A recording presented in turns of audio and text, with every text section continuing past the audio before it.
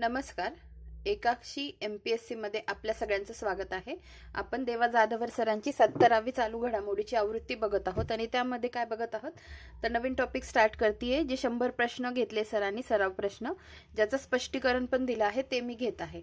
तर मी मधूनच प्रश्न स्टार्ट केले आहे. टोटल 100 प्रश्न मी कंप्लीट करून घेणार आहे. यापूर्वी जसे सरांनी 300 सराव प्रश्न दिले होते ते मी काही पार्ट्स मध्ये पूर्ण करून घेतले आहेत तुमच्याकडून. तसेच हे पण 100 प्रश्न स्पष्टीकरणासहित आहेत ते मी तुमचे पूर्ण करून घेणार आहे. फक्त मधूनच स्टार्ट केलं आहे. तर 17व्या प्रश्नापासून आपण स्टार्ट करूया. डॅश डॅश या दिवशी नवीन फौजदारी कायद्यास राष्ट्रपतीने मंजुरी दिली. तर नीट तारीख लक्षात ठेवा, 25 डिसेंबर 2023. मंजुरी विचारताय, प्रश्न काय विचारला आहे हे नीट लक्षात घेऊन मग उत्तर टिक करत जा. 25 डिसेंबर 2023 या दिवशी नवीन फौजदारी कायद्यास राष्ट्रपतींनी मंजुरी दिली. तर आता जुने कायदे आणि बदललेले नाव हे पण लक्षात ठेवायला पाहिजे. भारतीय दंड संहिता 1860. भारतीय दंड संहिता 1860. त्याचं नाव आता झालंय भारतीय न्याय संहिता 2023, BNS 2023. भारतीय न्याय संहिता 2023. नंतर दुसरा कायदा भारतीय फौजदारी प्रक्रिया संहिता 1898. त्याचं नाव झालंय भारतीय नागरिक सुरक्षा संहिता. तिसरा कायदा आहे भारतीय साक्षी पुरावा अधिनियम 1872. आणि 1-2 मिनिट फक्त. तर पुन्हा सांगते एकदा पुन्हा सगळे कायदे वाचू. जुने कायदे आणि बदललेले नाव. भारतीय दंड संहिता 1860, नवीन नाव भारतीय न्याय संहिता 2023. भारतीय फौजदारी प्रक्रिया संहिता 1898. भारतीय नागरिक सुरक्षा संहिता 2023.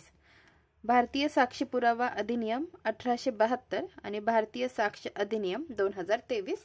तर अशी यांची बदललेली नावं आणि जुनी नावं आणि त्यांचे वर्ष हे दोन्ही पण गोष्टी नीट लक्षात ठेवायच्या. आता पुढचा प्रश्न बघूया. डॅश डॅश या वर्षी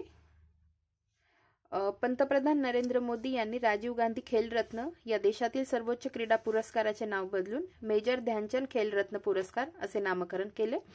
ते वर्ष कोणतं आहे तर 2021. 6 ऑगस्ट 2021 रोजी पंतप्रधान नरेंद्र मोदी यांनी राजीव गांधी खेलरत्न या देशातील सर्वोच्च क्रीडा पुरस्काराचे नाव बदलून मेजर ध्यानचंद खेलरत्न पुरस्कार असे नामकरण केले. ठीक आहे. 6 ऑगस्ट 2021. या पुरस्काराची सुरुवात 1991-92 रोजी झाली. पुरस्काराचे स्वरूप 25 लाख रुपये आहे. पहिला खेलरत्न पुरस्कार विश्वनाथ आनंद जे बुद्धिबळपटू आहे यांना देण्यात आला. दरवर्षी राष्ट्रीय क्रीडा दिनी म्हणजे 29 ऑगस्टला सदर पुरस्काराचे वितरण केले जाते. क्रीडा क्षेत्रात 4 वर्षे उल्लेखनीय कामगिरी करणाऱ्या खेळाडूंना हा पुरस्कार दिला जातो. मेजर ध्यानचंद खेलरत्न पुरस्कार 2023 कोणाला देण्यात आला? सात्विक साईराज रंकीरेड्डी आणि चिराग शेट्टी जे दोघंही बॅडमिंटनशी संबंधित आहे. पुढचा प्रश्न बघूया. महाराष्ट्र शासनाने लेख लाडकी योजना कधी चालू केली? त्याचं उत्तर आहे 10 ऑक्टोबर 2023 रोजी. सुरुवात 10 ऑक्टोबर 2023 जागतिक कन्या दिनी. नीट लक्षात ठेवा 10 ऑक्टोबर 2023 रोजी त्या दिवशी जागतिक कन्या दिन असतो. कोणाद्वारे? राज्य सरकारद्वारे. लेख लाडकी योजना. लेख लाडकी योजना 1 एप्रिल 2023 नंतर जन्मलेल्या मुलीसाठी लागू असेल. हा अतिशय महत्वाचा मुद्दा आहे. 1 एप्रिल 2023 ही तारीख तुम्ही नीट लक्षात ठेवा. नंतर 10 ऑक्टोबर 2023 ही पण तारीख लक्षात ठेवा कारण ह्या स्पेसिफिक तारखा विचारल्या जातात. योजनेचा उद्देश बघू. मुलीचा जन्मदर वाढवणे, कुपोषण कमी करणे, शाळाबाह्य मुलींचे प्रमाण शून्यावर आणणे, मुलीचा मृत्यूदर कमी करणे, मुलीच्या शिक्षणाला प्रोत्साहन देणे आणि बालविवाह रोखणे. पिवळ्या व केशरी शिधापत्रिका धारक कुटुंबांना मुलीच्या जन्मानंतर 1,01,000 इतकी रक्कम 5 टप्प्यात देण्यात येते. ठीक आहे. पिवळ्या आणि शिधापत्रिका धारक कुटुंबांना 5 टप्पे कोणते आहेत? मुलीचा जन्म झाला की 5,000, मुलीच्या पहिल्या इयत्तेत गेल्यावर 6,000, 6व्या इयत्तेत गेल्यावर 7,000, 11वी मध्ये 8,000 आणि वयाच्या 18 वर्षानंतर 75,000. ठीक आहे. तुम्हाला दिसत नव्हतं, आता पुन्हा एकदा रिपीट करते. बघा आता दिसत असेल तुम्हाला. तर मुलीच्या जन्मानंतर 5,000, मुलीच्या पहिल्या इयत्तेत 6,000, 6व्या इयत्तेत 7,000, 11वी मध्ये 8,000 आणि वयाच्या 18 वर्षानंतर 75,000. इथे मी लिहिलं आहे, एकदा पुन्हा बघा.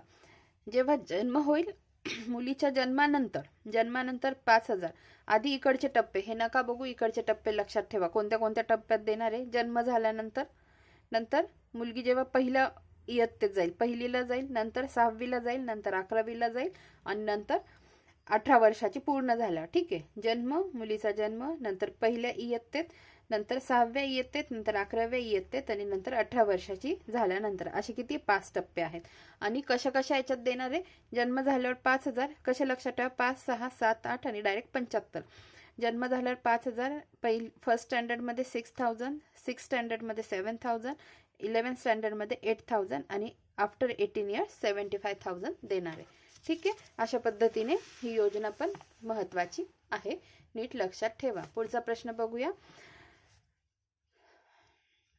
2023चा रेमन मॅगसेसे पुरस्कार भारतातील खालीलपैकी कोणत्या व्यक्तीला मिळाला. तर आर कवी कन्नन. इथे कवी झालंय आर रवी कन्नन पाहिजे तिथे. ठीक आहे.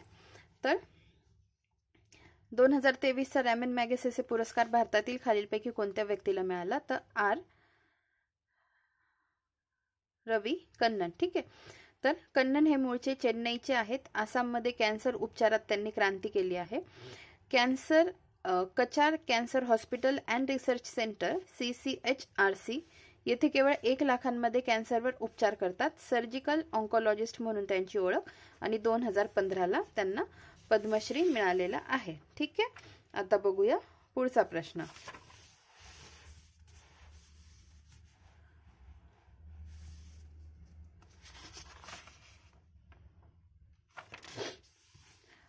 पुढचा प्रश्न आहे. मार्च 2024 मध्ये डॅश डॅश यांनी राष्ट्रीय अनुसूचित जाती आयोगाच्या अध्यक्षपदाचा पदभार स्वीकारला.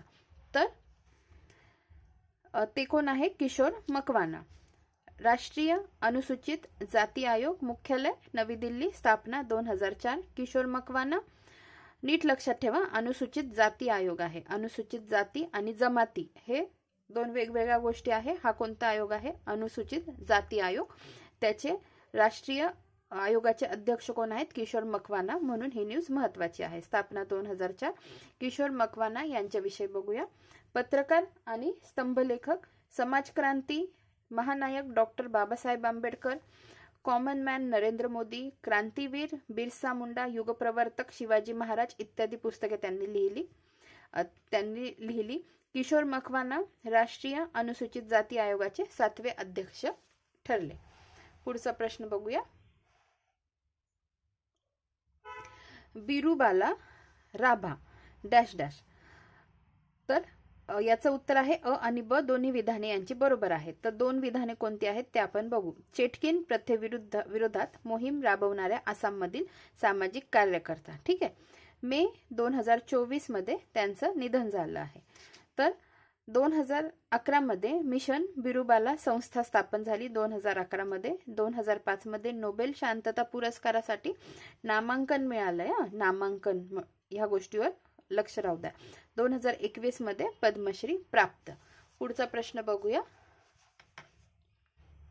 माउंट एव्हरेस्ट सर करणारी सर्वात वयोवृद्ध भारतीय महिला कोण ठरली. तर ज्योती रात्रे. माउंट एव्हरेस्ट सर करणारी सर्वात वयोवृद्ध भारतीय महिला कोण ठरली. ज्योती रात्रे. ठीक आहे. स्पष्टीकरण. 19 मे 2024 रोजी शिखरावर पोहोचल्या. ज्योती रात्रे मध्य प्रदेश राज्यातील आहे. वय त्यांचं 55. माउंट एव्हरेस्ट शिखरची उंची किती आहे. 8,848.86 मीटर. यापूर्वी 53 वर्षीय जम्मू काश्मीरच्या संगीता बहलने एव्हरेस्ट शिखर 2018 मध्ये सर केले. कोण. 53 वर्षीय जम्मू काश्मीरचा संगीता बहलने. आणि आता ज्योती रात्रे ज्या आहे त्या मध्य प्रदेशच्या आहे. पुढचा प्रश्न. संयुक्त राष्ट्र संघाचे प्रतिष्ठित डॅग हॅमरस्कॉल्ट पदक डॅश डॅश यांना प्रदान करण्यात आला किंवा आले. तर धनंजय कुमार सिंग यांना प्रदान करण्यात आले. तर त्यांच्याविषयी बघून घेऊ.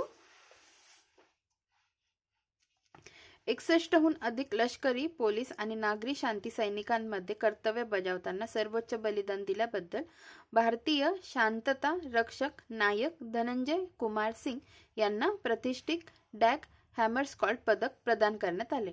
डॅग हॅमरस्कॉल्ड हे 1953 ते 61 दरम्यान संयुक्त राष्ट्राचे महासचिव होते. ठीक आहे, महत्वाचं आहे दोन्ही पण नावं.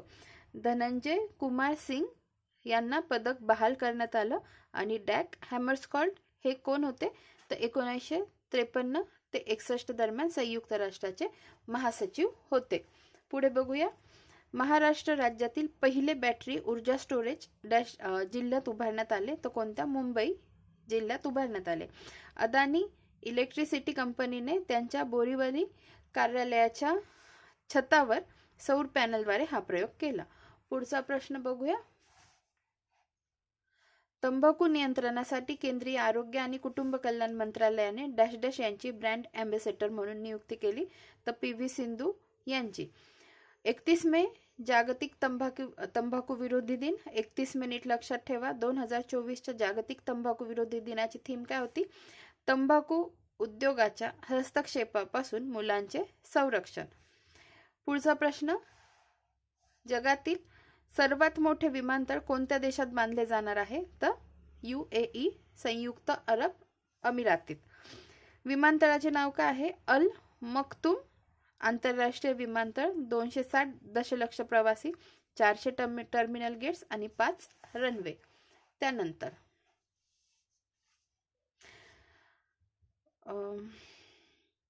आता ही जी विधानं दिली आहे दोन्ही विधानं बरोबर आहेत.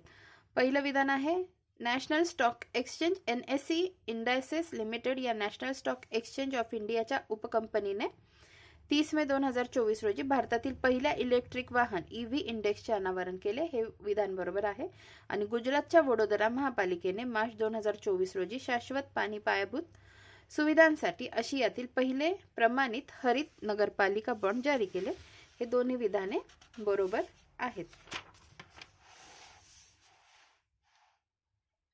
तर स्पष्टीकरण. Nifty EV and new age automotive index नावाचा हा निर्देशांक EV कंपन्या आणि प्रगत ऑटोमोटिव्ह वाहने आणि संबंधित तंत्रज्ञान विकसित करणाऱ्या कंपन्यांच्या कामगिरीचा मागोवा घेईल. वडोदरा महापालिकेने बॉन्ड जारी करून 100 कोटी रुपये उभारले. आता पुढचा प्रश्न. खालीलपैकी चुकीचे विधान ओळखा. तर दोन्ही विधाने चुकीची आहेत. पहिलं विधान काय आहे?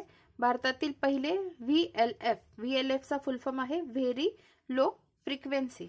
भारतातील पहिले VLF रडार सेंटर आंध्र प्रदेशमध्ये सुरू करण्यात आले. हे चुकीचे आहे. आणि भारतातील दुसरे VLF रडार सेंटर कर्नाटकमध्ये सुरू करण्यात आले. दोन्ही विधाने चुकीची आहेत. मग बरोबर काय आहे तर पहिलं आणि दुसरं दोन्हीही सुरू करण्यात आले आहे. तर त्या राज्यांची नावं आहे. एक आहे तमिळनाडू, दुसरं आहे तेलंगणा. आणि लक्षात कसं ठेवायचं? दोन्ही पण T वरून आहे.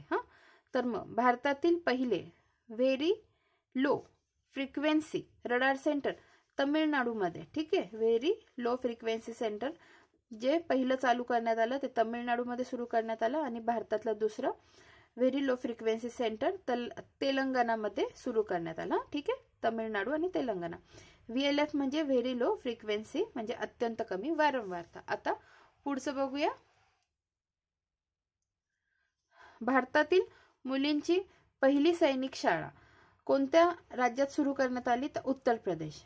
उत्तर प्रदेशातील वृंदावन येथे मुलींसाठी देशातील पहिल्या सैनिकी शाळेचे उद्घाटन 1 जानेवारी 2024 रोजी संरक्षण मंत्री राजनाथ सिंह यांनी केले. उत्तर प्रदेशातील वृंदावन येथे मुलींसाठी देशातील पहिल्या सैनिकी शाळेचे उद्घाटन 1 जानेवारी 2024 रोजी संरक्षण मंत्री राजनाथ सिंह यांनी केले. धर्मा गार्डियन हा युद्ध सराव कोणत्या देशांदरम्यान पार पडला तर भारत आणि जपान या 2 देशांदरम्यान पार पडला. तर राजस्थान येथे 25 फेब्रुवारी ते 9 मार्च 2024 दरम्यान हा युद्ध सराव पार पडला. कुठे तर राजस्थान या राज्यामध्ये 25 फेब्रुवारी ते 9 मार्च. धर्मा गार्डियन भारत आणि जपान यांच्यातला हा युद्ध सराव आहे. पुढचा प्रश्न. भारतीय अर्थशास्त्रज्ञ डॅश डॅश यांची जागतिक बँकेच्या ग्लोबल एन्व्हायरमेंट फॅसिलिटी GEFच्या स्वतंत्र मूल्यांकन कार्यालयात नवीन संचालक म्हणून नियुक्ती करण्यात आली. त्यांचं नाव आहे गीता बत्रा. विकसनशील देशातून हे पद भूषविणाऱ्या त्या पहिल्या महिला ठरल्या आहेत. त्यानंतर गीता बत्रा यांचा जन्म नवी दिल्ली येथे झाला. 9 फेब्रुवारी 2024 रोजी वॉशिंग्टन येथे झालेल्या 66व्या जागतिक पर्यावरण सुविधांच्या बैठकीत त्यांच्या नावाची घोषणा करण्यात आली. पुढचा प्रश्न 34 फेब्रुवारी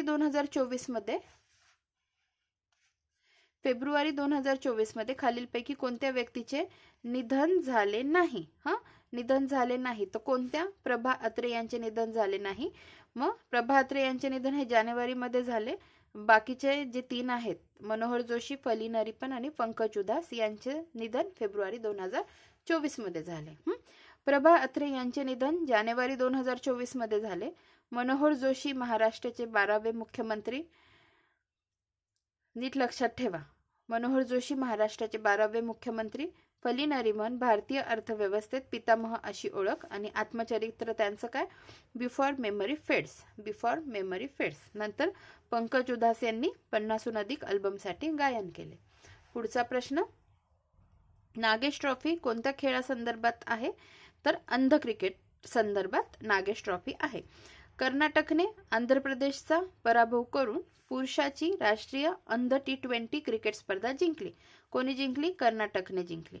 उपविजेता कोण? आंध्र प्रदेश. नंतर दिवंगत SP नागेश भारतीय अंध क्रिकेट असोसिएशनचे कोण आहेत? संस्थापक अध्यक्ष आहेत. पुढे नारी शक्ती वंदन विधेयक 2023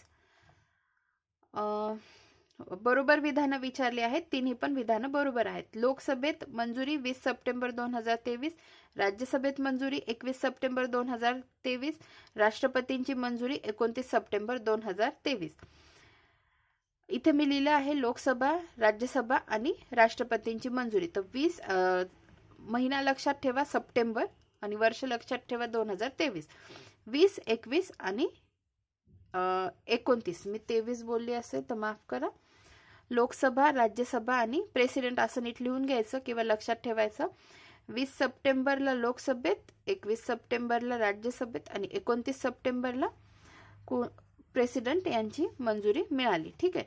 लोकसभा आणि राज्यातील विधानसभांमध्ये 33% महिला आरक्षणाच्या बहुप्रतीक्षित विधेयकाला 18 सप्टेंबर 2023 ला केंद्रीय मंत्रिमंडळाने मंजुरी दिली. ठीक आहे. मूळ नाव राज्यघटना (128वी दुरुस्ती विधेयक 2023) हे विधेयक मंजूर झाल्यास घटनेमध्ये 106वी घटना दुरुस्ती होईल. विधेयकाचे कायद्यात रूपांतर झाल्यास मतदारसंघाची पुनर्रचना 2026 व जनगणना झाल्यानंतर विधेयक लागू होणार आहे. ठीक आहे. तर अशा पद्धतीने आपण आज काही 17 पासून 36 पर्यंत काही प्रश्न पाहिले. लवकरच भेटूया पुढच्या व्हिडिओमध्ये. धन्यवाद.